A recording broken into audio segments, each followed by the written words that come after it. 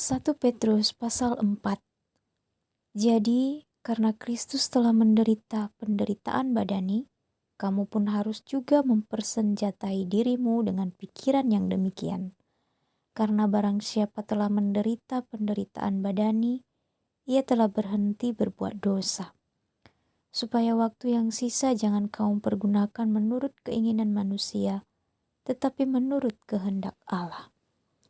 Sebab telah cukup banyak waktu kamu pergunakan untuk melakukan kehendak orang-orang yang tidak mengenal Allah.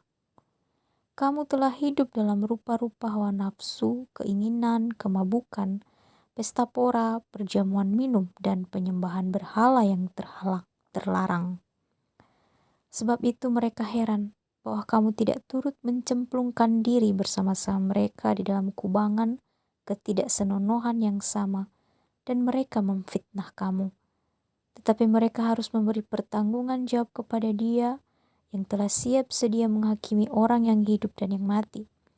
Itulah sebabnya maka Injil telah diberitakan juga kepada orang-orang mati, supaya mereka sama seperti semua manusia dihakimi secara badani, tetapi oleh Roh dapat hidup menurut kehendak Allah. Hidup orang Kristen. Kesudahan segala sesuatu sudah dekat. Karena itu kuasailah dirimu dan jadilah tenang supaya kamu dapat berdoa. Tetapi yang terutama, kasihilah sungguh-sungguh seorang akan yang lain, sebab kasih menutupi banyak sekali dosa. Berilah tumpangan seorang akan yang lain dengan tidak bersungut-sungut. Layanilah seorang akan yang lain sesuai dengan karunia yang telah diperoleh tiap-tiap orang, sebagai pengurus yang baik dari kasih karunia Allah. Jika ada orang yang berbicara, baiklah ia berbicara sebagai orang yang menyampaikan firman Allah. Jika ada orang yang melayani, baiklah ia melakukannya dengan kekuatan yang dianugerahkan Allah, supaya Allah dimuliakan dalam segala sesuatu karena Yesus Kristus. Ialah yang empunya kemuliaan dan kuasa sampai selama-lamanya. Amin.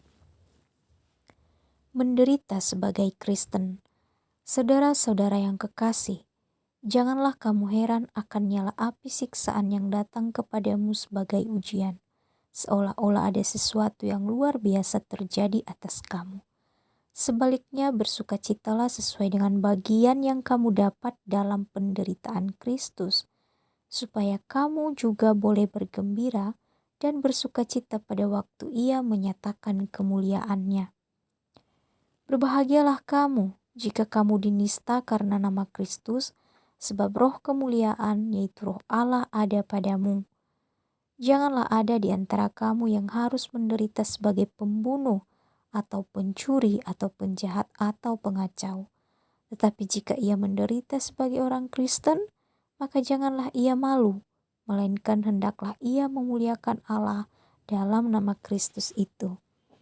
Karena sekarang telah tiba saatnya penghakiman dimulai, dan pada rumah Allah sendiri yang harus pertama-tama dihakimi. Dan jika penghakiman itu dimulai pada kita, bagaimanakah kesudahannya dengan mereka yang tidak percaya pada Injil Allah? Dan jika orang benar hampir-hampir tidak diselamatkan, apakah yang akan terjadi dengan orang fasik dan orang berdosa? Karena itu, baiklah juga mereka yang harus menderita karena kehendak Allah, menyerahkan jiwanya dengan selalu berbuat baik kepada penciptanya yang setia.